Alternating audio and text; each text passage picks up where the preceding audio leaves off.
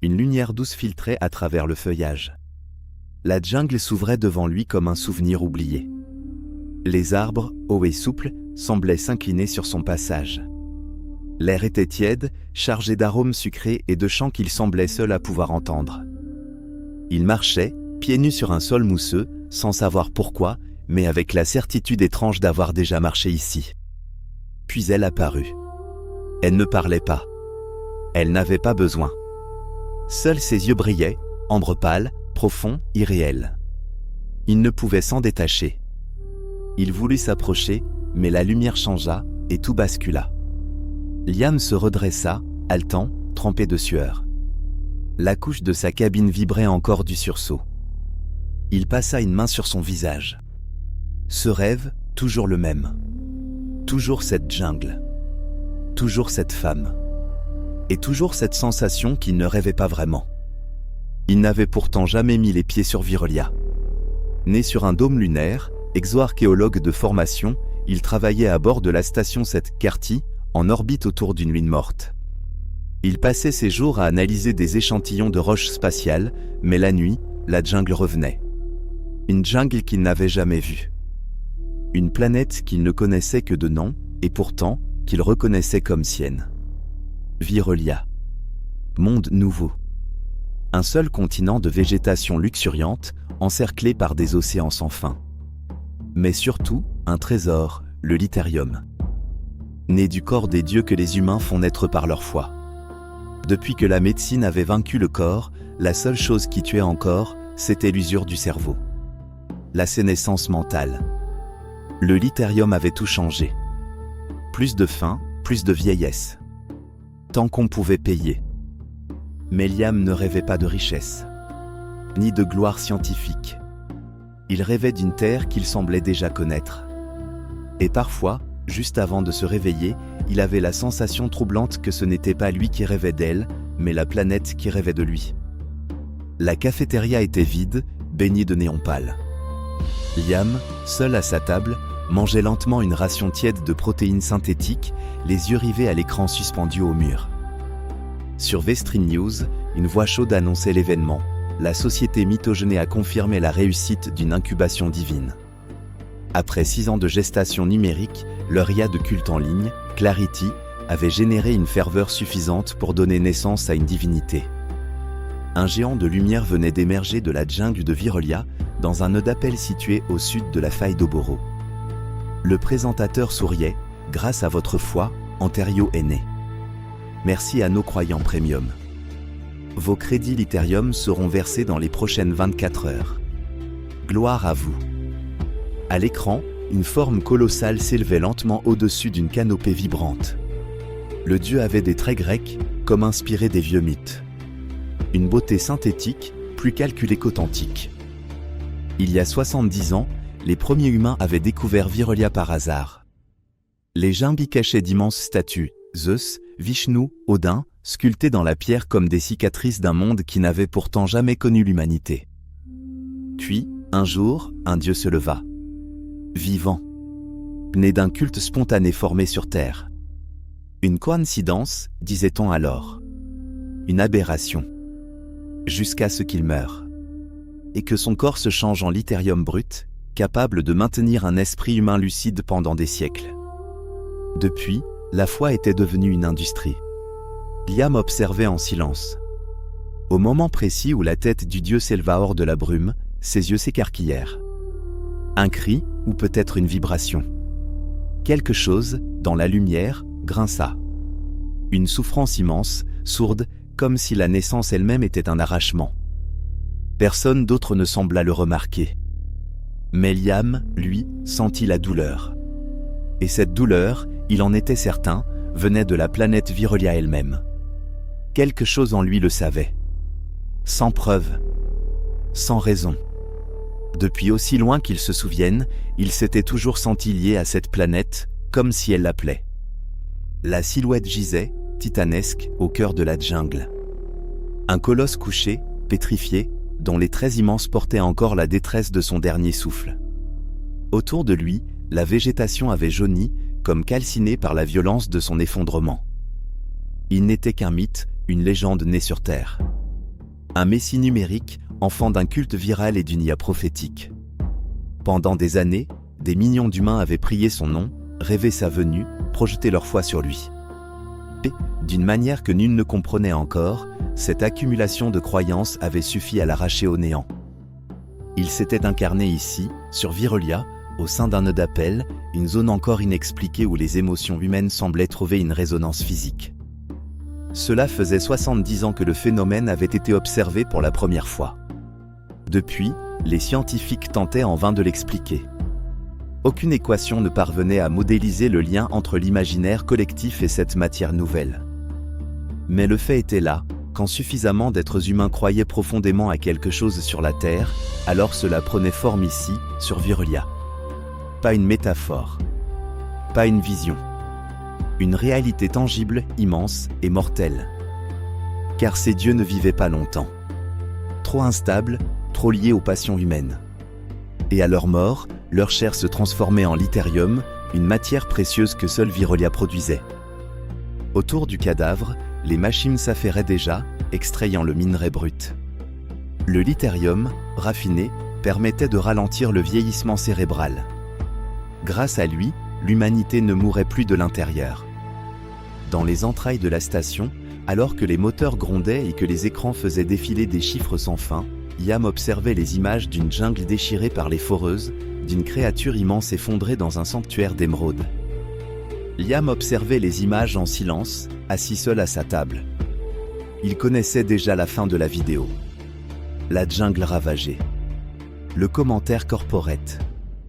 La promesse de récompense pour les croyants. Il referma son terminal. Son regard glissa vers le formulaire déjà ouvert. Une mission scientifique cherchait un technicien pour une base avancée, au nord-est de Virelia.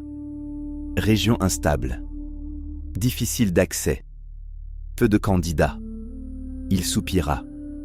Puis, sans hésiter, il cliqua sur « Envoyer ». Encore une fois. Ce n'était pas la première fois. Mais cette fois, il le sentait, ce serait différent. Elle revient. Toujours au même moment. Quand la station devient silence et que les murs froids cessent de vibrer. Elle marche dans une jungle qu'il n'a jamais foulée. Elle ne parle pas. Elle murmure. Liam. Ses yeux, d'un ambre pâle, semblaient percer le voile entre les mondes.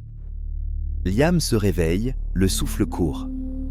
Toujours au même point, là où il tend la main, mais qu'elle disparaît.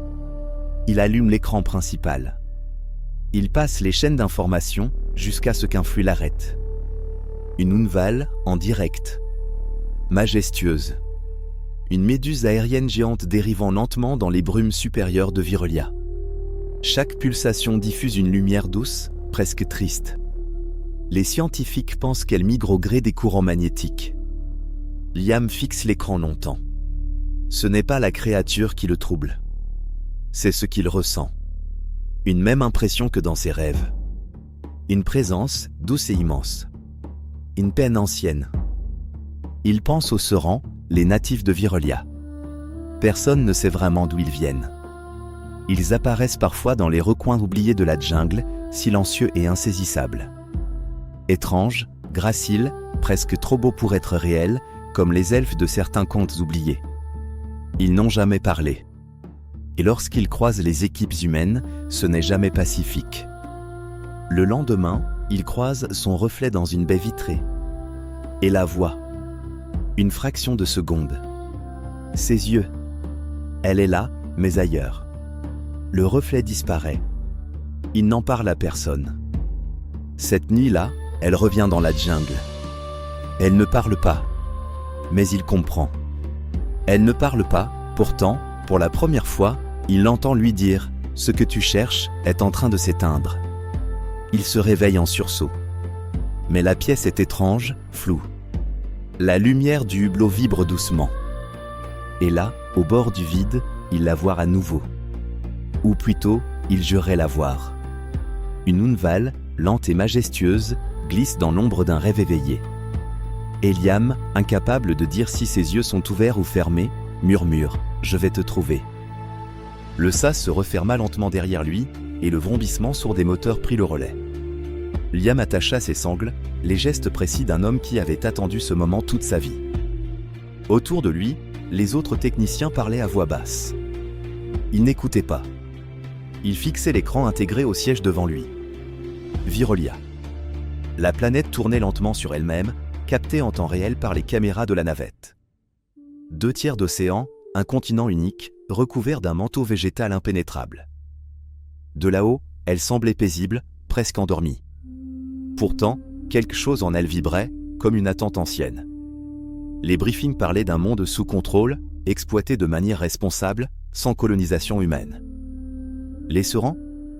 Mentionnés à peine. Officiellement, des formes de vie énigmatiques, hostiles à l'activité humaine, rarement aperçues. Rien de concluant, disaient les rapports. Rien d'assez clair pour remettre en cause les forages. Mais Liam ne croyait pas à ces silences. On ne rêve pas d'un monde sans mémoire. Il repensa à sa candidature, envoyée des dizaines de fois, rejetée autant. Et à ce message inattendu, une semaine plus tôt, l'invitant à rejoindre la mission comme technicien de terrain. Peu de détails. Moins encore d'explications. Il n'avait pas hésité. Le briefing avait été bref, presque cynique. L'objectif, surveiller les sites de récolte de l'Ytérium dans la zone côtière. Éviter les zones sacrées, cataloguer, nœuds d'appel. Ignorer les phénomènes non documentés. Lorsque la navette entama sa rotation d'approche, le hublot révéla l'océan. Immense. Bleuté. Infiniment vivant. Des nappes irisées flottaient, pareilles à des nuées de songe. Sous la surface, des formes glissaient, comme trop grandes pour être réelles. Et là, sans qu'il sache pourquoi, son cœur se serra. Comme si la planète l'appelait par son nom. La coque vibrait comme si elle retenait un cri. Autour de Liam, les visages tendus trahissaient un trouble qu'aucune turbulence ne justifiait. L'approche avait commencé depuis moins de 2 minutes, et pourtant, tout paraissait étrange. Il y avait ce silence. Profond, saturé, presque vivant. À travers le hublot, l'atmosphère de Virolia n'était pas un simple rideau de gaz. C'était une mer de brume mouvante, de teintes changeantes, ondulant comme une pensée collective. Un technicien glissa à voix basse, on dirait qu'elle nous regarde. Personne ne répondit. Puis vinrent les premières secousses. Le vaisseau tangua, dévié de sa trajectoire, comme tiré de l'extérieur par une main invisible. Sur les moniteurs, les mesures de densité s'affolaient. Le ciel semblait s'épaissir à mesure que l'angoisse montait à bord. Certains commencèrent à délirer. D'autres, yeux ouverts, juraient avoir rêvé éveillé. Une femme décrivit une cité de corail suspendue au ciel, exactement comme un autre, sans l'avoir entendue. Une coïncidence impossible. Liam, lui, n'avait pas peur. Ce qu'il ressentait, c'était autre chose. Une présence. Un écho connu. Comme si quelque chose ou quelqu'un attendait derrière les nuages. Soudain, les lumières vacillèrent. L'écran central afficha un message d'erreur, puis plus rien. Silence radio. Pendant 15 secondes, le vaisseau fut seul. Dans la salle de pilotage, les ingénieurs transpirèrent. Leurs voix devenaient sèches, saccadées. Quelque chose brouillait les transmissions. Pas une tempête. Pas un dysfonctionnement. Une interférence volontaire. Liam sentit son souffle se bloquer. Il ne savait pas pourquoi, mais il pensa aux essents. Ces êtres que l'on disait liés aux zones interdites de Virolia, aux phénomènes inexpliqués. Il n'avait jamais répondu aux tentatives de contact. Le signal revint brusquement. Comme si de rien n'était. La navette reprit sa descente. Les écrans réapparurent. Et sur l'un d'eux, un nuage semblait former une silhouette humaine. Liam cligna des yeux. La forme avait disparu. Mais une phrase resta imprimée dans sa mémoire, sans qu'il sache d'où elle venait, « Tu es presque là ». Dès que ses bottes touchèrent le sol de Virolia, Liam sentit une vibration sous la surface. Pas un tremblement. Une reconnaissance. Comme un souffle retenant sa respiration. Le sol était dense, mais vivant. Les algues de terre, d'un vert profond presque noir, se rétractaient à son contact, puis s'ouvraient lentement, comme pour mieux l'observer. Aucun autre membre de l'équipe ne semblait remarquer quoi que ce soit. Devant eux, la jungle attendait. Vaste, humide, bruissante d'échos inconnus. Les Vatarans, ces arbres anciens décrits dans les archives surgissaient au loin, hauts comme des cathédrales végétales. Leurs branches en torsade s'élevaient en silence, mais certaines se penchèrent. Juste un peu. Juste vers lui. Un technicien fit une remarque, curieux comme la lumière change autour de toi. Liam ne répondit pas. Au troisième jour, les premières anomalies furent signalées. 2 sondes d'exploration avaient disparu. Puis une troisième. Elles étaient censées revenir au camp automatiquement. Mais rien. Comme si la jungle les avait avalées. Sans bruit. Sans trace. Certains parlèrent de dysfonctionnement. D'autres de sabotage. Mais personne n'osa dire ce que tous pensaient, quelque chose dans cette forêt ne voulait pas qu'on entre. Ce soir-là, alors que Liam s'éloignait du camp, il la vit. Une silhouette, immobile, au bord d'un cours d'eau translucide. Elle portait une combinaison fine, comme les scientifiques. Mais il sut immédiatement que ce n'était pas l'une d'eux. Elle leva les yeux. Ce regard d'andre pâle. Il fit un pas. Elle recula. Et disparut dans les feuillages, comme une ombre glissée dans le vent. Quand il raconta ce qu'il avait vu, on parla d'hallucination. De stress post-arrivée. Mais cette nuit-là, dans sa tente, Liam rêva d'elle. Non pas dans la jungle, mais dans un endroit qu'il n'avait jamais vu. Un cercle de Vatarans, penché au-dessus d'un lac noir. Et cette voix, à nouveau, tu te souviens, même si tu l'as oublié. Dès que ses bottes touchèrent le sol de Virolia, Liam sentit une vibration sous la surface. Pas un tremblement. Une reconnaissance. Comme un souffle retenant sa respiration. Le sol était dense, mais vivant. Les algues de terre, d'un vert profond presque noir, se rétractaient à son contact, puis s'ouvraient lentement, comme pour mieux l'observer. Aucun autre membre de l'équipe ne semblait remarquer quoi que ce soit. Devant eux, la jungle attendait. Vaste, humide, bruissante d'échos inconnus. Les Vatarans, ces arbres anciens décrits dans les archives, surgissaient au loin, hauts comme des cathédrales végétales. Leurs branches en torsade s'élevaient en silence, mais certaines se penchèrent. Juste un peu. Juste vers lui. Un technicien fit une remarque, curieux comme la lumière change autour de toi.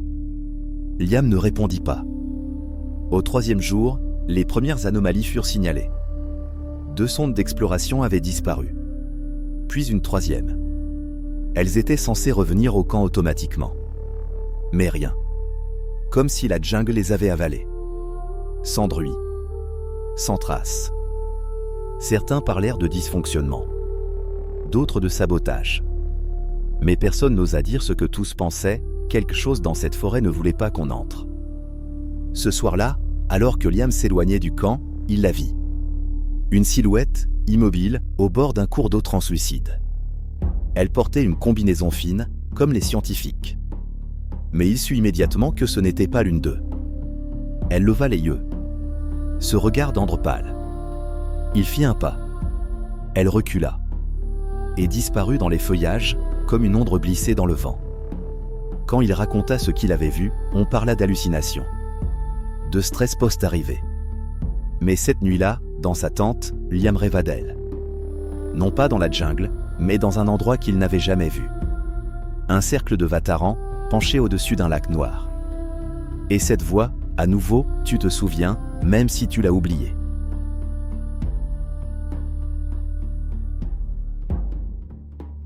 Les attaques ne ressemblaient pas à des attaques. Elles avaient la lenteur d'un souffle retenu, la précision d'un piège végétal. 2 techniciens étaient déjà morts. Ou s'étaient tués eux-mêmes. Personne ne savait vraiment. Officiellement, des accidents. Officieusement, des murmures, des choses dans la jungle, des présences invisibles. On leur avait pourtant dit que les essaims n'étaient que vaguement hostiles. Pas meurtriers. Mais ici, même l'air semblait prendre parti. La végétation vibrait à un rythme que l'équipage ne supportait plus. Tous devenaient nerveux. Paranoïaques. Puis les essaims arrivèrent. Ils glissèrent hors des feuillages comme des esprits. Ils étaient grands. Majestueux. D'une beauté presque irréelle, des silhouettes de légende, hautes, gracieuses, aux traits si harmonieux qu'ils semblaient sculptés par un rêve ancien. Et ils chantèrent. Ce chant, à peine commencé, il terrassa les humains. Un effondrement mental. Terreur pure. à un, ils tombèrent. Vidés de sens. Vidés d'eux-mêmes. Liam s'effondra, les yeux mi-clos, au bord de l'inconscience. Il resta ainsi, figé, tandis que les essaims approchaient. Ils observèrent les corps, sans mots. S'agenouillèrent près de certains, posèrent une main sur un front, frôlèrent une épaule. Étudiaient-ils ? Puis, dans un même mouvement fluide, ils se relevèrent et s'éloignèrent, disparaissant dans la forêt. Un silence. Un battement. Liam crut être seul. C'est alors qu'il l'entendit. Un chant ? Doux. Lent. Différent. Elle était là. Juste là. Celle de ses rêves. Elle était un peu plus petite que les autres essaims. À peine un peu plus petite que lui. Sa présence semblait suspendre le temps. Et elle était belle. Une beauté sauvage et calme, impossible à traduire avec des mots humains. Elle chantait pour elle-même, semblait-il. Mais Liam comprenait. Il ne savait pas pourquoi. Il comprenait les mots, le sens, l'intention. Les humains n'ont pas été invités. L'équilibre a été rompu. Il se redressa lentement, son souffle suspendu. Nous sommes là. Nous n'avons peut-être pas été invités, mais nous sommes là. Elle sursauta. Le regarda. Le jaugea. Elle le comprenait. Et plus surprenant encore, il la comprenait. Elle s'approcha, soudain tendue. Une impulsion. Elle hésita. Il le sentit, elle envisageait de le tuer. « Je comprends, mes rêves s'arrêtaient toujours là. » murmura-t-il. Elle recula d'un pas, le visage figé entre stupeur et méfiance. Ses yeux parcoururent les alentours, comme traquant une menace invisible. Puis, d'un geste rapide, presque désolé, elle s'approcha et posa ses doigts sur son front. L'obscurité tomba sur lui. Il ouvrit les yeux doucement. Sa tête bourdonnait encore. Elle était là. Grande, belle, exactement comme dans ses rêves. Mais réelle. Elle s'appelait Aelia.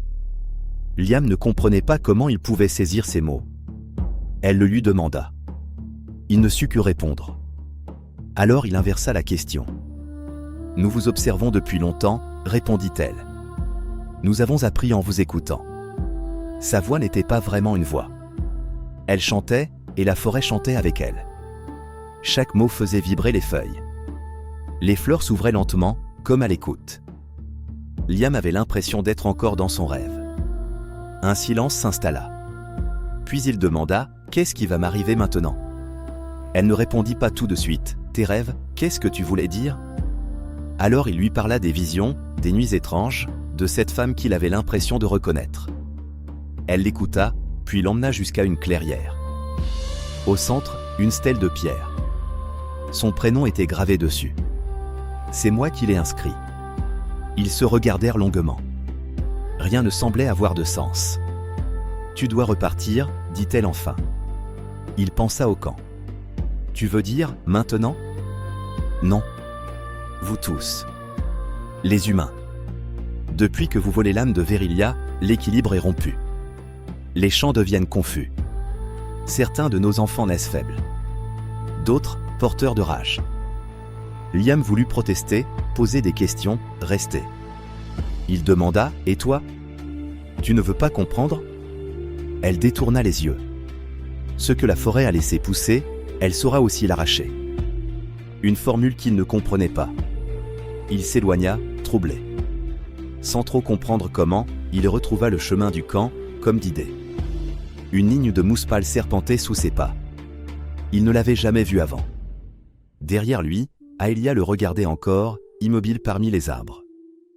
Pendant des jours, Liam chercha Aelia à travers les racines profondes et les clairières mouvantes.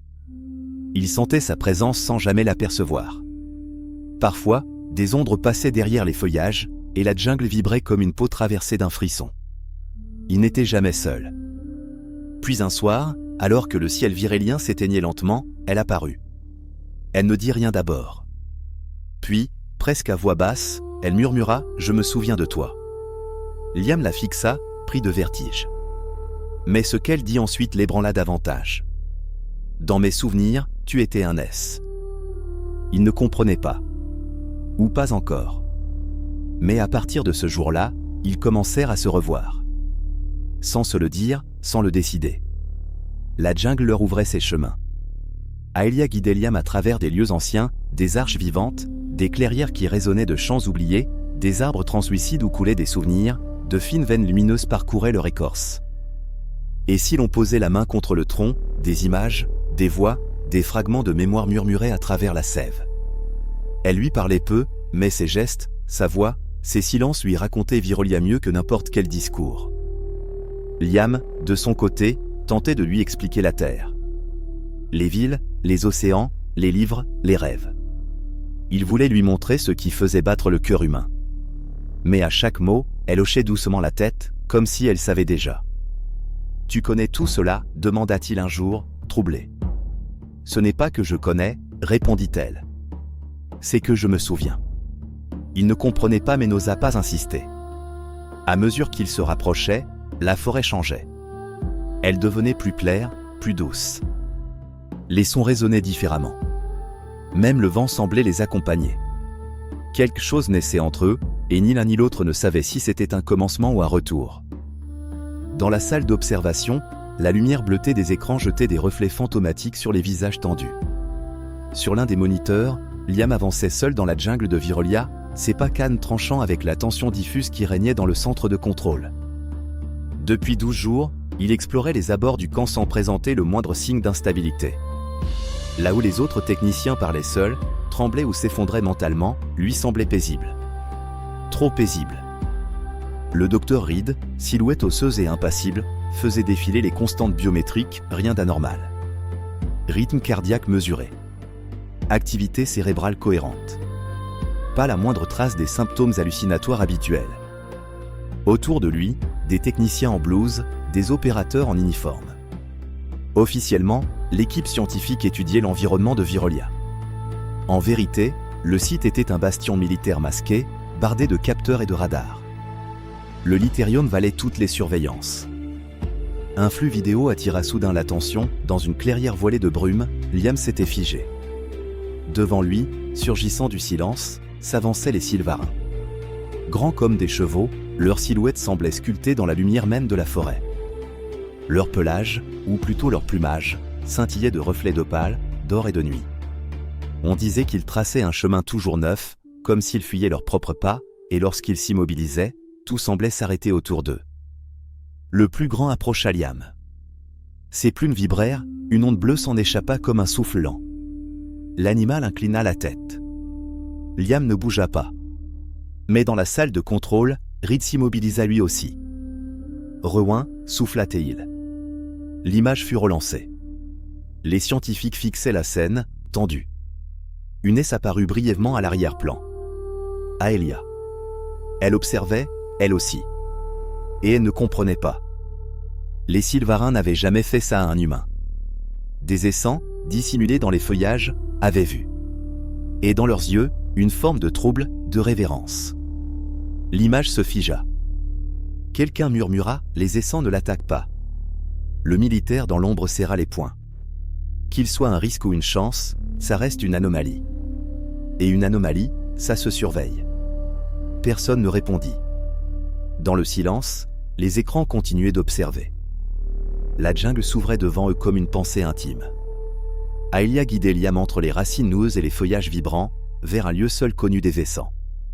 Chaque pas semblait accordé à un rythme que lui seul percevait, un battement ancien au creux du monde. Ils atteignirent une clairière dissimulée sous un des deux feuillages luminescents. Là, le sol était fait d'une matière presque translucide. Aelia s'avança, posa une main sur un tronc d'arbre ancien, et chanta. Le chant ne s'adressait à personne. Il ne parlait pas. Il rappelait. Liam sentit le monde changer. Les arbres tremblaient doucement, les feuilles frémissaient au rythme d'un passé partagé. Il vit des images surgir sans mots, des adieux, des silences, des êtres disparus et leur retour. Un flux d'émotions pures, brutes, réanimées par un amour persistant. Troublé, il lui demanda d'expliquer. Il croyait qu'elle projetait sur lui ce qu'elle ne pouvait comprendre de la Terre. Mais Aelia ne sembla ni fâchée ni confuse. Seulement surprise. Elle lui répondit que les essents n'étaient pas nés de la croyance, comme les dieux éphémères. qu'ils étaient les fruits du deuil. Des souvenirs vivants, sculptés par la peine, l'attachement, l'amour non résolu. Pas créés, mais rappelés. Et elle semblait sincèrement étonnée que les humains ne l'aient jamais compris. À l'autre bout de la galaxie, les réseaux officiels diffusaient une autre réalité. Les hautes sphères minimisaient l'existence des essents, les réduisant à des illusions collectives liées au stress de l'environnement. Pendant ce temps, des plans de neutralisation silencieuse étaient lancés, sous couvert de « stabilisation du biotope ». Dans les laboratoires du camp scientifique, Reed et ses assistants observaient Liam. Il se distinguait de plus en plus. Il ne souffrait pas. Il ne délirait pas. Et lorsqu'il approchait certains lieux, les capteurs enregistraient des altérations dans la composition végétale. Quelque chose s'accordait à lui. Une ligne apparut dans le rapport militaire, discrète, mais surlignée. Connexion anormale avec le terrain. Potentielle interférence locale. Le matin s'ouvrit sur une jungle plus brumeuse qu'à l'accoutumée. Liam portait un conteneur gravitationnel à travers les sentiers balisés, escorté de capteurs aériens. La mission semblait banale, transporter des pièces vers un ancien nœud d'appel. Mais quelque chose clochait. Les sondes n'étaient jamais déployées si longtemps après la disparition d'une divinité. D'ordinaire, elles venaient juste avant la fin, pour capter l'instant de l'effondrement, ou immédiatement après. Là, la clairière était vide, depuis des semaines. La jungle avait déjà commencé à cicatriser. Autour de lui, les techniciens ne parlaient presque pas. Leur regard était fuyant. Plusieurs jetèrent des coups d'œil inquiets vers les hauteurs, là où, dans les frondaisons, flottaient de petits éclats de lumière bleutée. Les aérolies. Ces oiseaux n'étaient pas nombreux, mais leur présence suffisait à troubler l'esprit. Leurs chants s'entremêlaient comme des souvenirs brisés. Certains murmuraient des prénoms, d'autres fredonnaient des chansons d'enfance. Liam, lui, n'entendait rien. Ou peut-être refusait-il d'entendre. Il observait les autres. L'un pleurait. Une autre tremblait. À des kilomètres de là, dans un laboratoire caché sous les racines d'un arbre fossilisé, des scientifiques étudiaient la trace biologique qu'il laissait sur la flore. Une équipe complète, rassemblée sous la direction du docteur Soreno, analysait ses interactions avec les spores, les mousses, les arbres miroirs. Liam ne le savait pas, mais la jungle réagissait à son passage comme à une présence familière. Et cette familiarité inquiétait. La mission achevée, il rentra seul, mais ne rejoignit pas le camp. Il prit un autre sentier, celui qu'il n'empruntait qu'à la tombée du jour. Celui qui menait à elle. Aelia l'attendait, comme toujours. Son regard était chargé d'une gravité nouvelle. Liam voulait comprendre. Comprendre ce qu'elle avait dit la veille, cette idée impossible que les essents naissaient du chagrin humain. Il n'y avait pas d'explication rationnelle. Juste une intuition. La forêt s'ouvrait devant eux comme un sentier oublié par le temps. Aelia avançait avec une aisance presque irréelle, ses pas effleurant la mousse sans la froisser. Liam la suivait tant bien que mal, repoussant les lianes souples et les feuillages nacrés. Elle ne le regardait pas, mais elle savait qu'il était là. Toujours un peu en retard, mais toujours là. Lorsqu'il la rattrapa enfin, elle tourna la tête vers lui. Un éclat de lumière glissa sur son visage. Elle sourit, doucement. Il y avait dans ses yeux un amusement discret, presque tendre. Ils avaient changé, tous les deux. En quelques semaines, quelque chose s'était formé entre eux, comme un fil invisible, vibrant dans le silence. Ils marchèrent longtemps sans parler, puis Liam posa enfin la question. Celle qu'il portait en lui depuis leur première rencontre. Celle qu'il n'osait plus retenir. Aelia s'immobilisa. Une ombre passa dans son regard. Elle semblait surprise qu'il ose demander cela, puis gênée, comme si la vérité, même douce, risquait de blesser. Alors elle expliqua. Pas juste avec des mots, mais aussi avec des gestes, des regards, la manière dont les feuilles tremblaient autour d'eux. Les dieux créés par les humains naissaient de leurs croyances collectives. Mais ils n'étaient que des formes vides. Des idées figées. Des reflets d'espoir sans cohérence, que personne ne connaissait vraiment. De grandes silhouettes sans âme. Les essents, eux, naissaient autrement. Par l'amour. Par la peine. Lorsque l'attachement à un disparu devenait trop fort pour s'éteindre, il se fixait ailleurs. Sur Virolia. Et prenait forme. Aelia ne se souvenait pas de son ancienne vie. Elle portait juste une sensation, comme un rêve oublié au matin. Une chaleur fugace, une lumière d'avant. Tous les essents savaient cela, sans l'apprendre. C'était inscrit en eux. Une vérité silencieuse. Elle baissa les yeux. Il aurait dû le savoir. Il était différent, forcément. Elle n'en doutait plus. Car elle aussi avait rêvé de lui. Et rêver, cela, aucun S ne l'avait jamais fait. Le laboratoire souterrain s'étendait comme un réseau de veines sous la surface de Virolia, vibrant au rythme des machines et des données. Ce devait être un centre de recherche, mais cela n'en avait plus ni l'odeur, ni la fonction. Les murs étaient trop lisses, les soldats trop nombreux. Les écrans affichaient plus de protocoles tactiques que de rapports biologiques. La science, ici, avait cédé la place à la doctrine militaire. Le docteur Esteban Solorzano avançait parmi les blocs lumineux, les mains croisées dans le dos. Expert renommé en phytoxénoéthologie, il avait consacré sa vie à comprendre la réaction des écosystèmes extraterrestres à l'intrusion humaine. Mais ce qu'il voyait là n'était pas une étude. C'était une opération. Une extraction. Un siège. Il pensait à ses collègues. La plupart avaient signé pour la gloire ou l'argent. Quelques-uns pour la beauté austère de la recherche. Mais aucun n'avait imaginé devenir complice d'une entreprise militaire. Et pourtant, tous restaient. Lui compris. Lorsque les premiers rapports sur Liam étaient apparus, il avait cru à une exagération. Une anomalie comportementale passagère, une psychose atténuée, un effet placebo du paysage. Mais les relevés étaient formels, Liam ne subissait aucun des effets délirants que provoquait la jungle sur les autres techniciens. Pire, il semblait calmer certains phénomènes naturels. Cette neutralité biologique était impossible. Fascinante. Et Esteban n'était pas un homme naïf. Il connaissait l'histoire de sa propre discipline. Combien de ses pairs avaient obtenu reconnaissance, financement et pouvoir après avoir contribué à des projets moralement discutables? Le progrès, pensait-il, ne pouvait attendre que le monde soit prêt. Il fallait parfois avancer, même dans la brume. Dans un coin de son esprit, une vieille phrase revenait, qu'il avait toujours jugée trop facile, science sans conscience n'est que ruine de l'âme. Il la murmura pour lui-même, avec un demi-sourire. À ses yeux, celui qui avait un jour écrit cela n'avait sans doute jamais tenu un scalpel, ni pris le moindre risque réel pour faire avancer la connaissance. Devant les écrans, Liam marchait dans la jungle. Esteban ne savait pas encore ce qu'il était, mais il sentait que cette découverte allait tout renverser. Pour le meilleur ou pour le pire. Le corps de Liam vacillait sous le poids des jours. Il passait ses nuits dans la jungle aux côtés d'Aelia, et ses journées au service des équipes humaines, transportant du matériel, ignorant volontairement les regards qu'on posait désormais sur lui. Une tension grandissait partout, mais lui ne la ressentait qu'à peine. Tout en lui semblait attiré ailleurs. Vers elle. Cette nuit-là, la fatigue atteignit sa limite. Ils évoluaient sur la canopée comme deux ombres dansantes, sautant d'un tronc à l'autre, portés par l'élan fluide d'une habitude partagée. Leurs pas, presque légers, semblaient effleurer la matière. Et pourtant, le vertige le rattrapa. Sa tête tourna, le souffle se bloqua dans sa gorge. Il chancela. Juste avant de sombrer, il leva les yeux vers elle. Ses prunelles d'ambre pâle viraient subitement à l'orange pourpre, se resserrant comme si quelque chose en elle s'était éveillé. Comme si, soudainement, elle redevenait étrangère. Une force sauvage.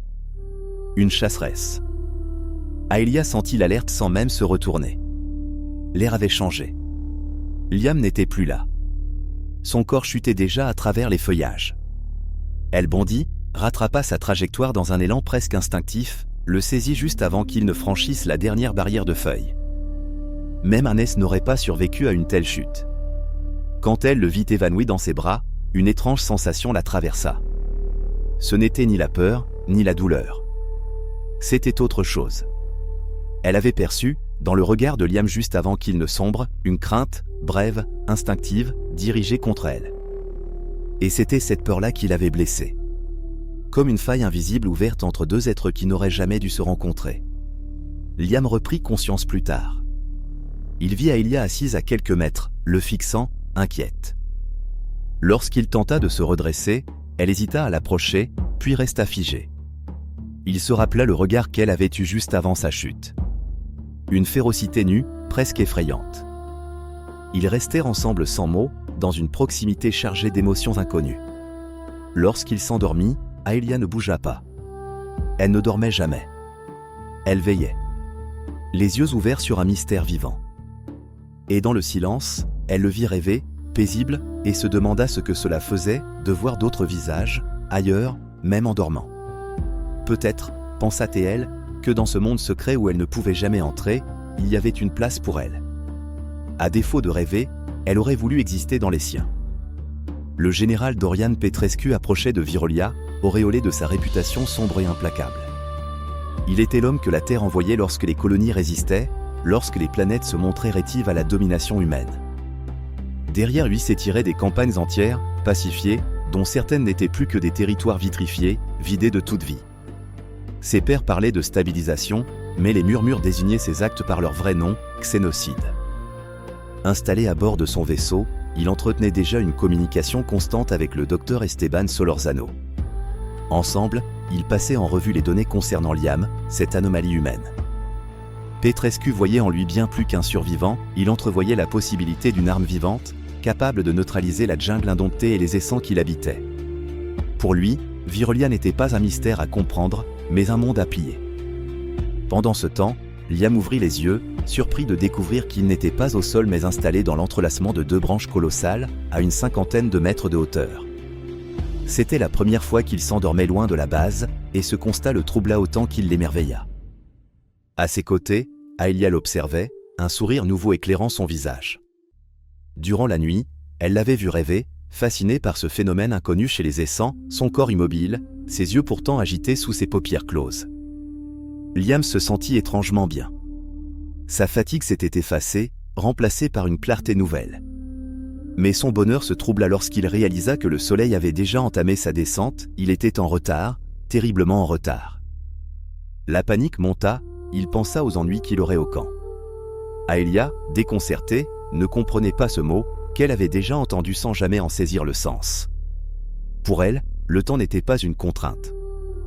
Face à son agitation, elle proposa de l'aider. Elle le fit s'accrocher à elle, renforça sa prise en nouant une liane autour de ses poignets, puis, sans prévenir, se jeta dans le vide. La terreur de Liam éclata, mais Aelia le guida à travers la canopée avec une agilité surnaturelle, bondissant, glissant, virevoltant d'arbre en arbre. C'était une danse, un surf effréné à travers la matière vivante de Virolia. Peu à peu, la peur se mua en exaltation. Comme sur des montagnes russes, Liam se laissa porter, émerveillé par la force et la grâce d'Aelia. Lorsqu'ils atteignirent les abords du camp, elle s'arrêta. Essoufflé, Liam promit de revenir dès la nuit tombée. Aelia parut heureuse, et il sut reconnaître cette émotion. En s'éloignant, il réalisa que c'était leur premier véritable contact physique. Cette pensée le réchauffa étrangement, une joie pure et inexplicable. Liam fut surpris par l'indifférence. Lorsqu'il regagna la base, il s'attendait à être interrogé, isolé, puni. Mais rien ne vint. Les équipes de sécurité notèrent son retour avec une neutralité troublante, comme si son absence avait été prévue. Dans les couloirs, il croisa pour la première fois le docteur Esteban Solorzano. Un homme mince, au visage creusé, dont le regard scrutait sans jamais s'arrêter. Liam se sentit transpercé, comme si sa simple présence trahissait quelque chose d'enfoui, de retors. Il détourna les yeux. Derrière lui, dès que la porte se referma, Esteban saisit un terminal et contacta immédiatement le général Petrescu. Liam était revenu vivant, après une nuit entière dans la jungle. Une chose censée être impossible. Le général ne répondit pas tout de suite. Son regard glissa vers les relevés topographiques projetés au mur. La base était encerclée d'une clairière artificielle de 400 mètres, arrachée de force à la jungle vivante. Chaque jour, il la rasait à nouveau, mais en 24 heures, tout repoussait. Pas les mêmes arbres. Pas les vatarans géants, anciens et majestueux. Non. Quelque chose de plus jeune, de plus agressif. 30 mètres de hauteur en une nuit. Et avec eux, une faune nouvelle. Plus hostile. Moins sensible. Esteban expliqua que les systèmes de détection semblaient comme brouillés dès que Liam entrait profondément dans la jungle, près des nœuds d'appel. Ils devenaient indétectables, même pour les satellites de surveillance orbitale. Et pourtant, à la lisière, la jungle semblait se figer. Comme vidée de sa tension. Le sol cessait de vibrer. les chants s'éloignaient. Le général resta pensif. Pour lui, la conclusion était simple.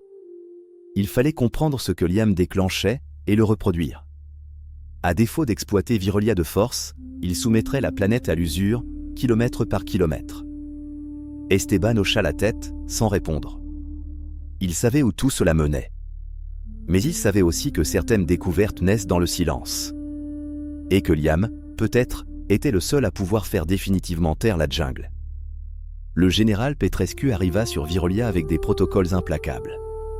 En quelques heures, le centre de recherche se transforma en citadelle, clôtures électrifiées, postes de garde, discipline martiale.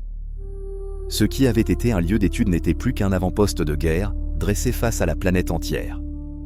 Le docteur Solorzano perçut aussitôt que l'équilibre avait basculé. Opportuniste, il se rangea derrière les militaires, du moins pour l'instant. Sa première rencontre avec le général fut plus stratégique que cordiale.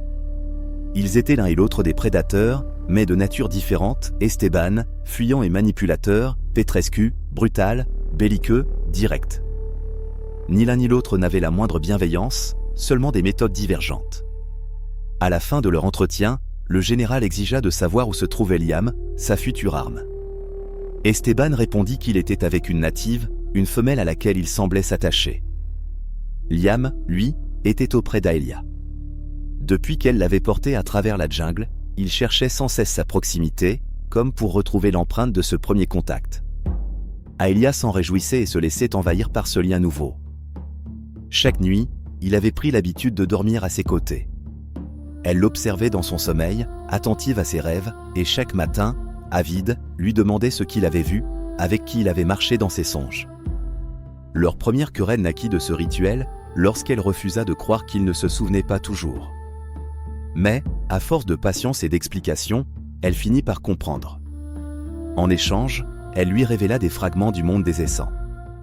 Elle lui parla de leur capitale, Livental. Nichée au cœur de racines millénaires, elle n'avait pas été bâtie mais cultivée, façonnée autour d'un ancien sanctuaire.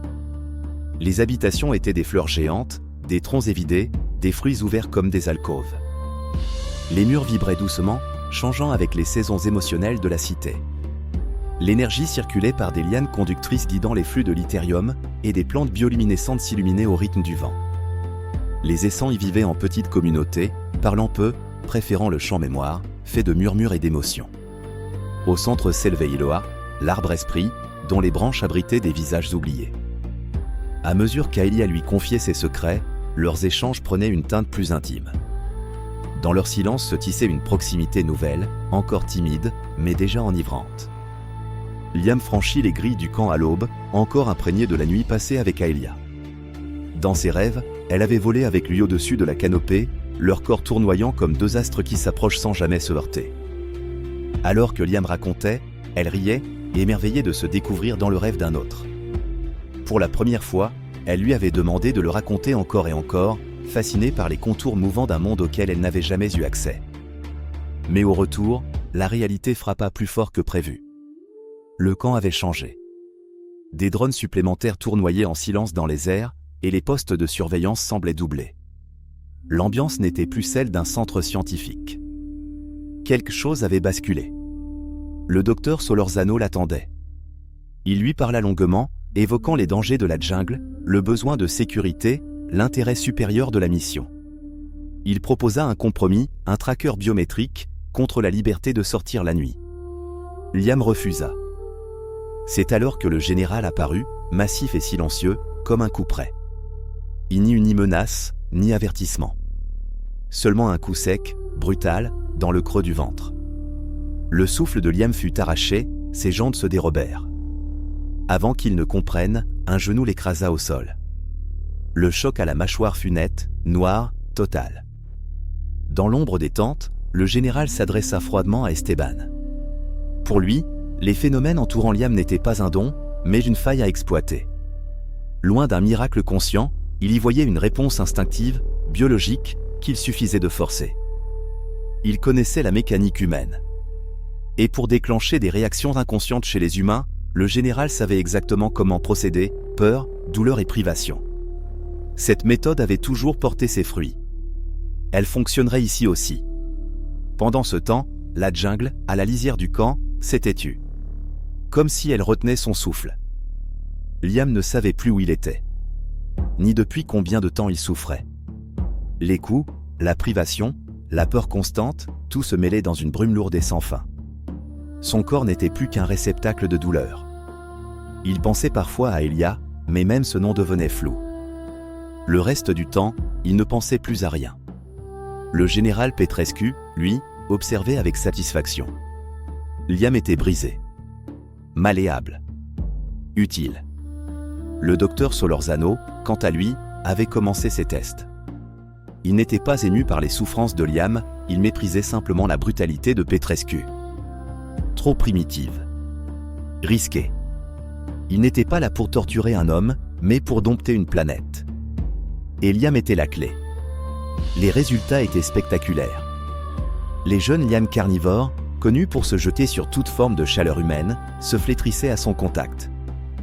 Les plantes les plus agressives semblaient s'apaiser dès qu'il approchait. Plus particulièrement lorsqu'il était au bord de l'effondrement. Alors ils le sortirent chaque jour, escortés de dizaines de soldats. Et chaque jour, la jungle s'écartait, domptée. Il n'était plus qu'un outil. Un vecteur. Aelia avait attendu. 3 nuits. Puis 6 jours. Au 8e, elle s'approcha du périmètre. Et elle le vit. Liam, tenu par des câbles, vidé de lui-même, traînait comme un pantin. Elle resta figée. Jusqu'au 11e jour. Elle ne pouvait plus attendre. La colère en elle explosa. Elle ne comprenait pas, mais elle savait, il n'avait pas le droit. Elle n'avait jamais haï auparavant. Mais ce jour-là, elle se décida. C'était une chasseuse, et aujourd'hui elle chasserait l'humain. De la lisière, elle lança sa première lance. Plus de 400 mètres. L'impact tua un soldat sur le coup. Les humains paniquèrent. Un autre projectile faucha un second homme. Et au centre, Liam hurla. Son cri n'était plus humain. Quelque chose s'ouvrit en lui. Quelque chose que la jungle elle-même semblait entendre. Et personne, ni humain, ni S, n'était prêt pour l'enfer qui allait se déchaîner. Une silhouette s'effondra devant lui. Le soldat venait d'être transpercé par une lance. Le motif gravé sur l'empoigne, il le reconnut. C'était Aelia. Elle était là. Quelque part dans cette marée d'uniformes. Il tenta de se lever. Liam voulait agir. Prévenir. Hurler. Mais il n'était que douleur, vertige et fragments de conscience. S'il ne faisait rien, Aelia allait mourir. Ils étaient trop nombreux. La force d'un S ne suffisait pas à affronter une armée de face. Il le savait. Elle aussi. Alors pourquoi ? Pourquoi cette attaque frontale ? Pourquoi maintenant ? Le désespoir se contracta en lui. Son cri se perdit dans le vacarme. Et c'est alors qu'il bascula. Son esprit fut happé. Comme une goutte tombant dans un fleuve ancien. Son corps n'était plus qu'une coquille, et lui, ailleurs. Il chuta. Trop vite. Trop loin. Jusqu'à ce que plus rien ne l'arrête. Puis, enfin, il flotta. Devant lui, une femme.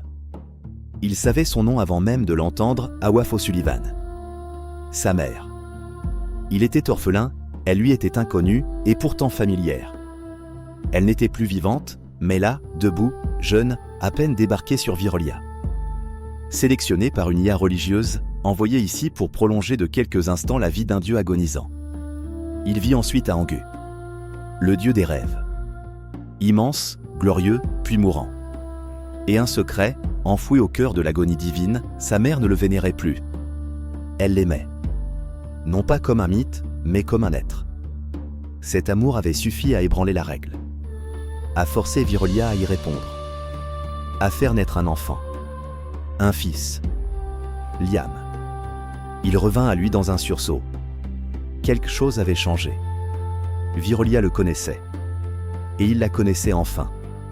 Autour de lui, le chaos. Des cris. Des tirs. Des corps. Et Aelia, surgissant comme un éclair. Ses yeux pourpres, sa grâce létale. Elle le porta sur son dos, le sang des soldats encore frais autour d'eux. Il courait vers la jungle. Mais les militaires ne reculèrent pas. Ils les poursuivirent, croyant encore dominer. Et c'est lorsqu'ils franchirent l'enceinte, armes levées, qu'ils comprirent trop tard. Ce n'était plus un S qu'ils affrontaient. C'était la planète elle-même qui s'éveillait. Et elle n'était pas clémente. Liam et Aelia couraient à travers la clairière artificielle, fuyant la base humaine, leur corps meurtri par l'effort et les blessures. Aelia, affaiblie, peinait à maintenir le rythme. Elle aurait pu fuir seule, disparaître dans les ombres de la jungle. Mais elle ne l'abandonna pas. Son chant s'éleva une dernière fois, fragile, tentant de retenir les assaillants. Mais ils étaient trop loin, trop bien préparés. Les gardes humains, précis et disciplinés, resserraient l'étau. Leurs armes étaient levées, les ordres clairs, capturer Liam vivant, peu importait le reste. Aelia était une cible secondaire. Un obstacle. Il s'apprêtait à frapper, puis, un déluge de lances fendit l'air. Les premiers rangs tombèrent dans un chaos sanglant. Les guerriers aissants, silhouettes rapides et redoutables, fondaient depuis la lisière, comme sortis des troncs d'arbres de la jungle. Le chant d'Aelia avait été un appel. Eux avaient entendu. Mais l'espoir fut de courte durée. Un hovercraft surgit dans un hurlement, percutant Aelia avec violence. Elle fut projetée loin de Liam. Des soldats bondirent aussitôt sur lui, prêts à le ramener au centre. Alors, la terre s'ouvrit. Les racines bougèrent, les jeunes arbres étirèrent leurs branches. La flore s'anima, comme traversée d'une conscience ancienne et furieuse. Les gardes furent happés, écrasés, broyés, étouffés par les bras végétaux de Virolia. La jungle avait attendu patiemment. Maintenant elle répondait à l'invasion humaine. Quand tout s'apaisa, il ne restait aucun humain vivant à la lisière de la forêt. Seulement des corps figés dans le sol. Liam se tenait debout, hagard, au cœur du carnage. Autour de lui, les guerriers aissants étaient sortis de la forêt. Ils ne parlaient pas. Ils le regardaient. Aelia se releva, encore tremblante. Elle comprit ce que les autres voyaient. Ce que leurs yeux exprimaient. Ce n'était pas de l'amour. Non, c'était différent, plus dangereux. C'était de la vénération. Et cela, sur Virolia, n'avait jamais existé. Parce que vénérer, ici, c'était déjà commencé à détruire. Liam n'était pas natif de Virolia, il ne connaissait pas les lois tacites qui liaient les siens. Mais les guerriers aissants, eux, les connaissaient. Ils savaient que l'amour trouble, mais que l'adoration dévore. Et pourtant, ils s'agenouillaient presque. Pourquoi oubliait-il ce que tous avaient appris dès la naissance? Pourquoi ignorait-il la plus ancienne des règles? Il avait 20 ans à peine, et ses bottes s'enfonçaient dans une terre qui n'était plus vraiment vivante. Le jeune soldat avançait au milieu d'une clairière brûlée, vestige d'une guerre qui, quelques mois plus tôt, n'était qu'un frémissement lointain. On lui avait promis une mission rapide, presque facile. Stabilisation, avait-on dit. Mais la stabilisation ressemblait davantage à un échec qu'on recouvrait de cendres. Les arbres de Virolia, jadis immenses et ondulants, gisaient maintenant comme des carcasses creuses. La flore ne se mouvait plus. Les racines avaient perdu leur murmure. Les travaux du docteur Solorzano, mort lors du désastre de la base, avaient permis d'apaiser la jungle. Pacifiée, oui. Mais vivante? Non. La faune avait fui ou s'était dissoute dans le sol. La jungle semblait attendre quelque chose, comme un souffle retenu. Le soldat faisait partie des nouvelles recrues, formées à la va-vite pour remplacer les centaines d'hommes qui ne revenaient jamais. Les aissants, disait-on, étaient devenus monstrueux. Une guérilla spectrale, insaisissable, ils surgissaient des ruines, frappaient sans bruit, disparaissaient avant qu'un seul tir ne fuse. Il ignorait que leur chef était un homme. Un homme dont le nom ne se murmurait qu'avec crainte. Liam. Le soldat n'en savait rien.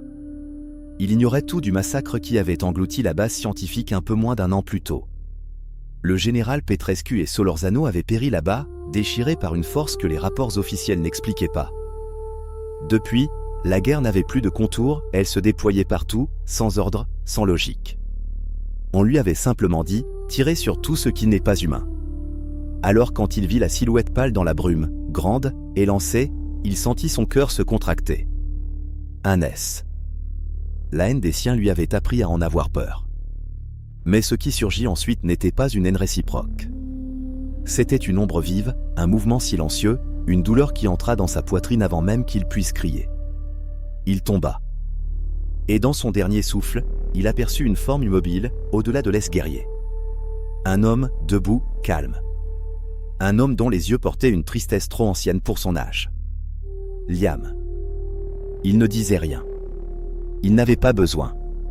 Le soldat comprit, une seconde avant de disparaître, qu'il n'était pas mort par haine. Il était mort dans une guerre qu'il ne comprenait pas. Une guerre que cet homme, au fond de lui, semblait pleurer. Parmi les ruines de la forêt blessée, Liam marchait seul. Chaque pas éveillait des vibrations ténues, presque imperceptibles, comme si le sol respirait au rythme de ses pensées. Le monde autour de lui semblait se taire lorsqu'il approchait, non par crainte, mais par reconnaissance, une reconnaissance qu'il n'avait jamais demandée. Depuis des semaines, quelque chose en lui s'était ouvert. Pas un pouvoir, pas une vision. Un souvenir. Ou plutôt, une mémoire qui n'était pas la sienne. Il l'apercevait à travers les racines, dans les brumes des sous-bois, dans la lumière verte qui filtrait entre les branches, Virolia elle-même lui parlait. Non pas en mots, mais en sensations. En images qui n'appartenaient à aucun être vivant. Il vit un temps antérieur à toute forme, où la planète n'était qu'une conscience isolée, éveillée dans le vide sans savoir pourquoi. Elle n'avait pas été créée. Elle s'était souvenue d'elle-même, seule présence dans un cosmos trop vaste et trop vide.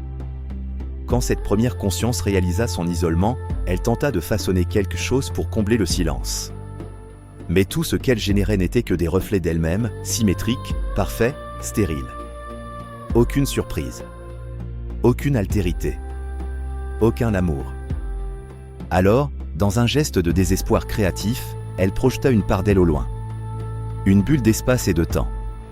Un jardin étranger. La Terre. Elle l'observa grandir depuis la distance, comme une mère qui n'oserait pas toucher son enfant. Elle vit naître les premières émotions humaines, peur, désir, joie, deuil. Et chacune de ces émotions produisit un écho, une vibration subtile que Virolia perçut comme des compagnons invisibles. Elle ne les inventa pas. Elle les accueillit. Les premiers essaims naquirent ainsi, façonnés par le chagrin des vivants. Puis vinrent les dieux géants, créés par la ferveur collective. Chaque forme, chaque être, n'était qu'un souvenir humain rendu tangible. Virolia devint la mémoire inconsciente de la Terre. Mais aujourd'hui, quelque chose avait changé. Les émotions humaines étaient trop nombreuses, trop bruyantes. La planète n'arrivait plus à absorber cet excès. Elle créait du litérium pour évacuer ce trop-plein, et même cela ne suffisait plus. Liam comprit alors la vérité, s'il existait, lui, unique fusion entre croyance et amour, c'était parce que Virolia avait enfin trouvé un miroir capable de la comprendre. Et ce miroir, c'était lui. La jungle renaissait lentement autour de lui, mais sa respiration avait changé. Ce n'était plus la danse d'autrefois, faite de murmures, d'élans et de frémissements. C'était une pulsation irrégulière, presque inquiète, comme si Virolia se noyait dans ses propres émotions. Et Liam, malgré lui, en était devenu le centre. Chaque nuit, lorsqu'Aelia posait sa main sur l'écorce d'un vataran, la lumière du tronc se modifiait. Les veines de l'arbre vibraient selon l'intensité de ce qu'elle ressentait pour lui, un scintillement doux, fragile. Mais dès que Liam approchait, cette lumière se fragmentait, devenait instable, trop vive ou trop sombre, comme un cœur battant à contretemps. Au début, il crut à une simple coïncidence. Une influence involontaire. Mais rapidement, il comprit que la jungle réagissait à ses émotions avec une précision terrifiante. La moindre inquiétude faisait trembler les feuilles. La moindre tristesse obscurcissait le ciel. Un seul instant de colère suffisait à faire dépérir un bosquet entier. Et l'amour qu'il éprouvait pour Aelia faisait surgir des phénomènes qu'aucun ès n'avait jamais vus. Les clairières changeaient de forme lorsqu'ils s'y trouvaient ensemble. Des plantes nouvelles naissaient, éphémères, comme des échos de leur regard. Des créatures lumineuses apparaissaient au bord de leur vision, trop fragiles, trop brèves, comme si la jungle essayait de donner corps à ce qui n'aurait jamais dû être incarné. Aelia, elle, observait cela avec une inquiétude qu'elle tentait de masquer. Le lien qu'elle partageait avec lui n'était pas un lien S. Il n'était pas né du deuil. Il n'était pas un souvenir façonné par un humain. Il était autre chose. Un battement commun. Une dissonance brûlante. Et ce qui émerveillait la jungle, la blessait aussi. Autour d'eux, les essaims commençaient à se rassembler. Certains murmuraient que Liam était une bénédiction. D'autres, qu'il était une menace. Mais tout le regardait différemment, avec cette intensité lourde et dangereuse qui n'était plus de la simple attention. C'était de la vénération, de la projection, de la croyance. Liam sentit alors une fissure s'ouvrir en lui, son existence n'apaisait plus Virelia. Elle l'étouffait. Et dans le regard d'Aelia, il commença à voir non seulement l'amour, mais la peur que cet amour ne détruise le monde qu'elle voulait lui offrir. Liam avançait dans une jungle qu'il ne reconnaissait plus. Autour de lui, les arbres n'étaient plus des géants protecteurs, ils étaient tordus, crispés, figés dans une tension sourde. Les Vatarans, autrefois harmonieux, se penchaient les uns vers les autres comme pour partager une inquiétude que seuls pouvaient ressentir. À la lisière des montagnes, les humains avaient lancé leur plus vaste offensive. Les bombardements avaient laissé des cratères où la mémoire de la planète se dissolvait dans un silence gris. Le sol vitrifié ne reflétait plus rien. Aucun souvenir, pas même les croyances humaines. Les essents se battaient avec la détermination d'un peuple pour qui l'existence ne tenait qu'à un fil. Ils se rassemblaient en cercle, leur chant vibrant d'une intensité nouvelle, plus grave, presque douloureuse. Ils se synchronisaient au battement défaillant de Virelia, formant un barrage vivant contre l'avancée humaine. Liam était devenu leur symbole, malgré lui. Il n'avait jamais commandé. Il n'avait jamais donné d'ordre. Mais partout où il passait, les chants redoublaient d'ardeur et les essents se battaient avec une fièvre difficile à expliquer. Aelia le savait. Elle le voyait. Et cela lui faisait peur. La planète elle-même semblait se fracturer sous la tension.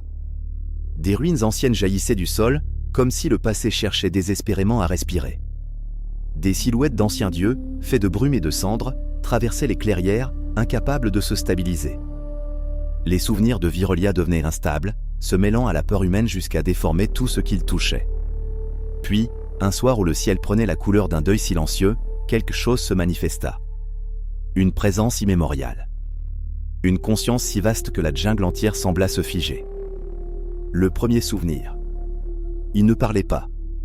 Il montrait. Il fit traverser à Liam une vision sans début ni fin, la terre, débordante d'émotions, Virelia, saturée de mémoire, et lui, au centre, non comme un sauveur, mais comme une fracture vivante. S'il restait, le monde s'effondrerait. S'il partait, il devait disparaître entièrement. Pas mourir. S'effacer. Aelia, debout à ses côtés, sentit la même vérité s'insinuer en elle. Celui qu'elle aimait menaçait tout ce qu'elle était. Le premier souvenir disparut sans bruit. Mais son message demeura. Liam ne pouvait plus échapper à ce qu'il était devenu, le point de rupture d'un monde en train de se dissoudre. La guerre n'avait plus de front. Elle rampait, se hissait, se levait dans chaque recoin de la jungle, comme si chaque fibre de Virelia luttait pour respirer.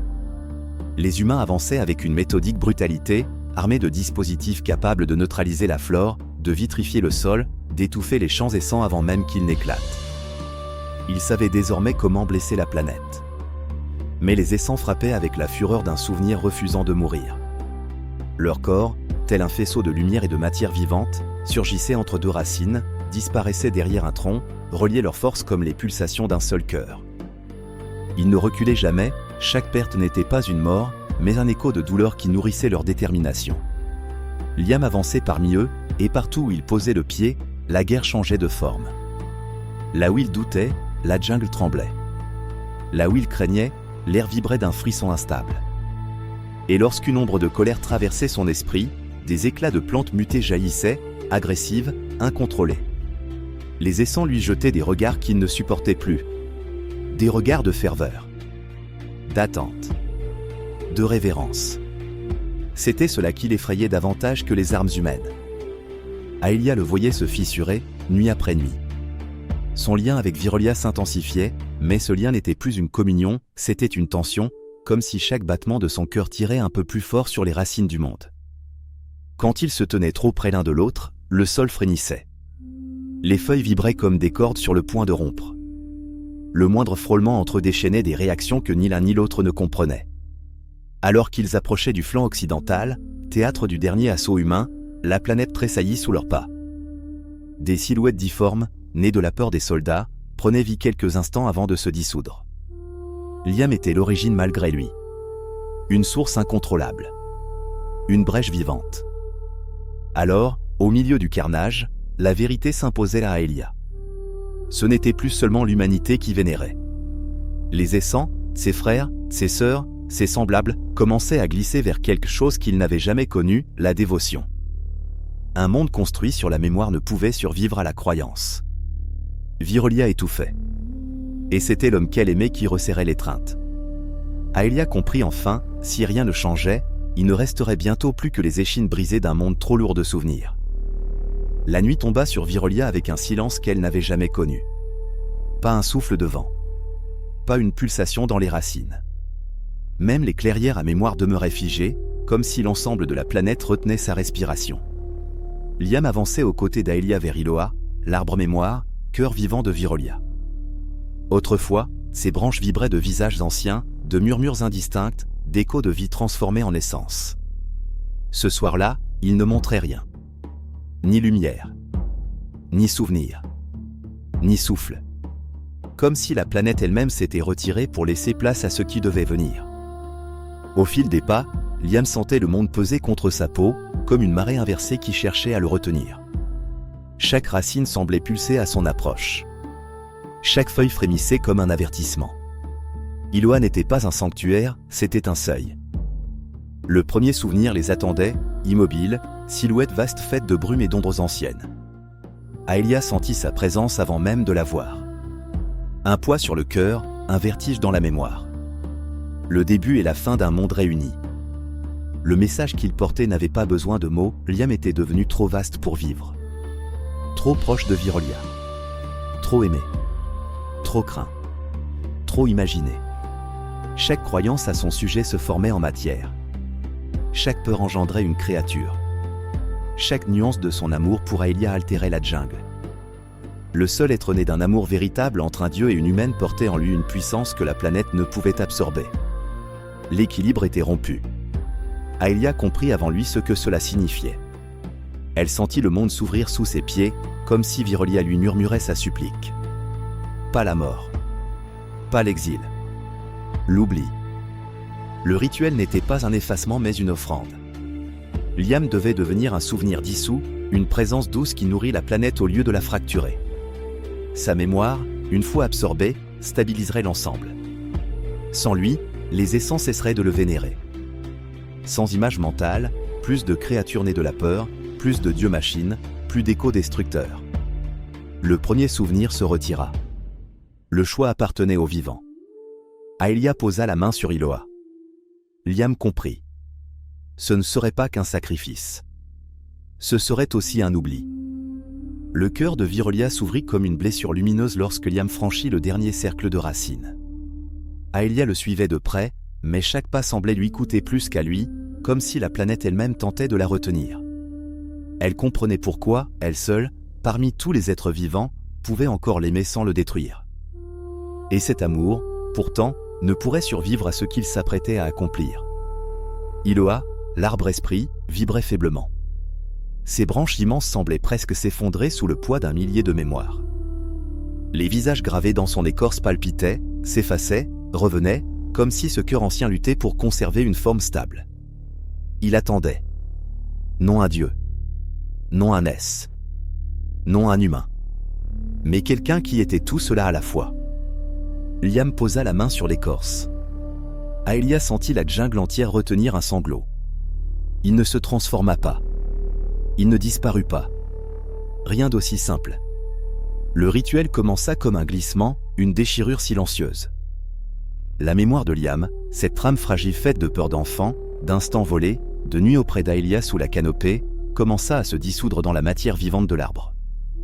Chaque fragment de souvenir devenait une lumière douce, absorbée par les veines de Iloa. Le monde entier vibrait en réponse.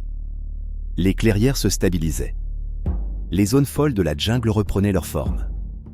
Le sol cessait de trembler. Pour la première fois depuis des semaines, Virelia respirait.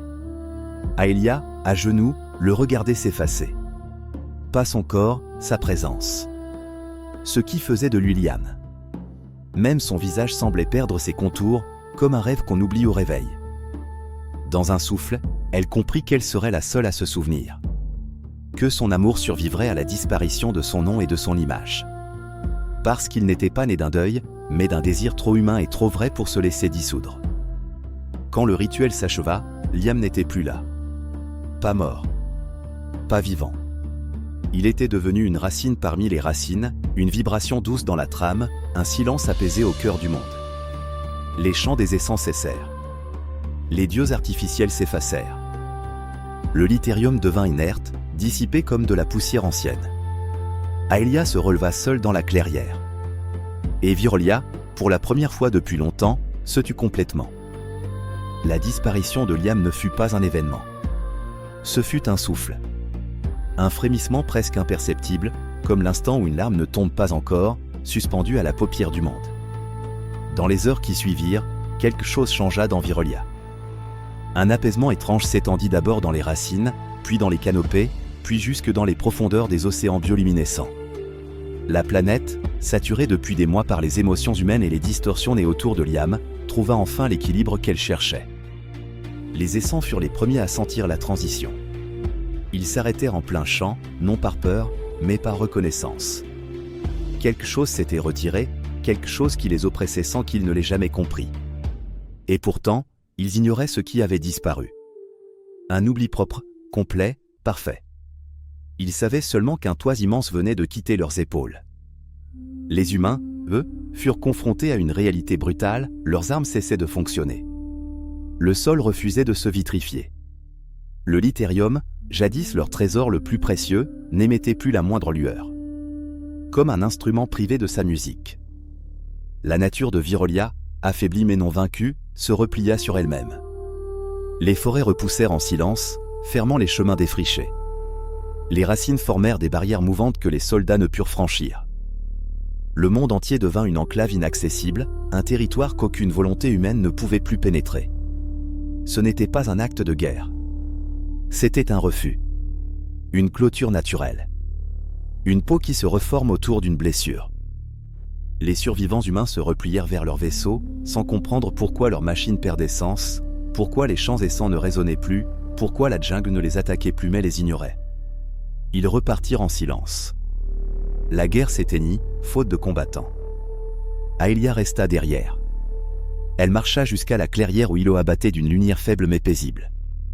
Là, au centre du sol noirci, une petite pousse translucide, à peine plus grande qu'un doigt, vibrait d'une intensité nouvelle. Une vie née de l'oubli. Ou peut-être d'un souvenir que seule elle portait encore. Aelia s'agenouilla. Elle ne parla pas, Virolia avait retrouvé sa paix. Elle, non. Mula nang maglaho si Liam, dumulas ang planeta sa isang siklo ng banayad na katahimikan. Muling ipininta ng gubat ang mga kulay nito, hindi man matingkad, ngunit malambot para bang maging ang liwanag ay naglalakad sa dulo ng mga daliri upang hindi gambalain ng isang dalamhati na hindi nito maintindihan. Namuhay si Aelia ng malayo, hiwalay sa ibang essence, hiwalay sa digmaan at sa mga bakas ng tao. Nananatili siya malapit sa clearing kung saan nakahimlay ang munting usbong na isinilang sa araw ng ritual. Patuloy itong lumalaki, dahan-dahan, tulad ng mahiyain na paghinga.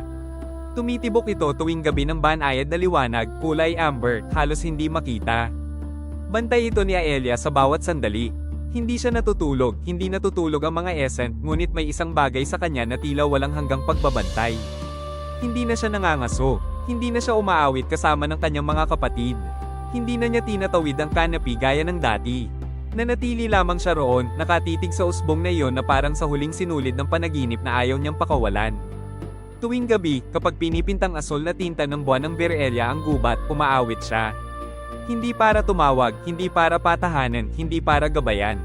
Iniaawit niya ang isang pangalan na walang iba pang nakakaalam. Isang pangalan na dapat ay nabura ng ritual. Isang pangalan kung maririnig ng mga essence ay hindi nila mauunawaan ang forma nito. Ngunit naaalala ito ni Aelia. Dahil ang kanyang pag-ibig ay hindi isinilang mula sa dalamhati. Hindi ito alaala o paniniwala. Ito ang pag-ibig para sa kanyang kaluluwa. At ang ritual ng pagkalimot ay hindi kayang tunawin ang isang totoong damdamin, isa sa mga damdaming hindi nakasalalay sa alaala ng maraming nilalang. Ang kanyang tinig, gabi-gabi, ay bumibigkas ng katotohanan ito. Minsan, tila nakikita niyang nanginginig ang usbong bilang tugon. Na para bang may munting hininga na dumadaloy sa mga dahon nito. Na para bang may nakikinig. Ang mga essence na minsang dumadaan sa laylayan ay tumitingin kay Aelia, pagkatapos ay iniiwas ang mga mata. Nararamdaman nila na ang binabantayan niya ay higit pa sa kanilang mga awit, kanilang mga batas, kanilang pinagmulan. Iginagalang nila siya, kaunti ang kinatatakutan, at yumuyuko ng hindi nauunawaan. Si Aelia naman ay walang hinihiling. Siya ay naging isa na lamang ang tagapag-ingat ng pangalang nakalimutan na ni Virelia. Depuis la disparition de Liam, la planète avait glissé dans un cycle de douceur contenue. La jungle avait repris ses nuances, non pas éclatantes, mais feutrées comme si la lumière elle-même marchait sur la pointe des pieds pour ne pas troubler un deuil qu'elle ne comprenait pas. Aelia vivait en retrait, loin des autres essents, loin de la guerre et de ses vestiges humains. Elle s'était installée près de la clairière où reposait la jeune pousse née le jour du rituel. La racine nouvelle ne cessait de grandir, lentement, comme une respiration timide. Elle pulsait la nuit d'une lumière douce, couleur ambre, presque imperceptible. Aelia la veillait sans cesse. Elle ne dormait pas, les essents ne dorment jamais, mais quelque chose en elle ressemblait pourtant à une veille éternelle. Elle ne chassait plus, ne chantait plus avec les siens, ne traversait plus la canopée comme autrefois. Elle restait là, les yeux posés sur cette pousse comme on contemple le dernier fil d'un rêve qu'on refuse de lâcher. Chaque nuit, lorsque la lune de Virelia peignait la jungle d'un bleu d'encre, elle chantait. Pas pour invoquer, pas pour apaiser, pas pour guider. Elle chantait un nom que personne d'autre ne connaissait. Un nom que le rituel aurait dû effacer. Un nom dont les essents, s'ils l'entendaient, ne comprendraient même pas la forme. Mais Aelia, elle, s'en souvenait. Car son amour n'était pas né du deuil. Il n'était ni souvenir ni croyance. Il était celui de son âme sœur. Et le rituel d'oubli ne pouvait dissoudre un vrai sentiment, un de ceux qui ne s'appuient sur aucune mémoire partagée en masse. Sa voix, chaque nuit, portait cette vérité. Parfois, elle croyait voir la jeune pousse trembler en réponse. Comme si un souffle minuscule passait à travers ses feuilles naissantes. Comme si quelque chose écoutait. Les essents, qui passaient parfois près de la lisière, voyaient Aelia et détournaient les yeux. Ils sentaient que ce qu'elle gardait dépassait leur chant, leurs lois, leurs origines. Ils la respectaient, la craignaient un peu, et s'inclinaient sans comprendre. Aelia, elle, ne demandait rien. Elle était simplement devenue cela, la gardienne du nom que Virelia avait oublié. Sur une planète bleue et lointaine, bien au-delà des arbres de Virelia, un enfant ouvrait les yeux au milieu de la nuit. Il ne savait pas pourquoi il se réveillait ainsi, le cœur battant trop vite, les mains encore tremblantes d'avoir tenu quelque chose qui n'existait pas. Ses parents disaient qu'il rêvait trop. Lui, il sentait qu'il se souvenait de quelque chose. Chaque nuit, les visions revenaient, plus nettes, plus insistantes, une jungle immense, lumineuse et une femme aux yeux d'ambre, chantant sous un ciel turquoise. Il ne connaissait pas son nom. Mais sa voix le suivait comme une respiration. Lorsque l'enfant s'endormait, des feuilles imaginaires frôlaient ses doigts.